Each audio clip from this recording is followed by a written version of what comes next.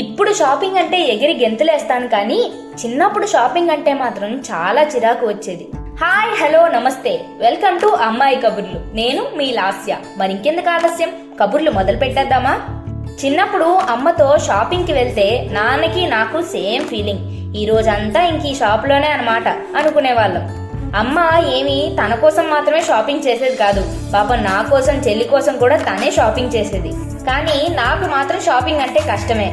షాపింగ్కి వెళ్ళి కావాల్సిన మోడల్ డ్రెస్ సెలెక్ట్ చేసుకొని 4 రకాలు ట్రై చేసి వచ్చేసరికి నాకు చిరాకు వచ్చేసేది. అమ్మ ఏదో ఒకటి తీసుకొని వెళ్ళిపోదాం అమ్మా అనేదాన్ని. మా అమ్మేమో నువ్వు ఏది పడితే అది మళ్ళీ వేసుకోవు, ఇప్పుడే అన్నీ చూసుకొని కరెక్ట్ తీసుకొని చెప్పేది. డ్రెస్ బాగుంటే సైజ్ ఉండేది కాదు, సైజ్ ఉంటే కావలసిన కలర్ ఉండేది కాదు, కలర్ ఉంటే బడ్జెట్ ఫ్రెండ్లీగా ఉండేది కాదు.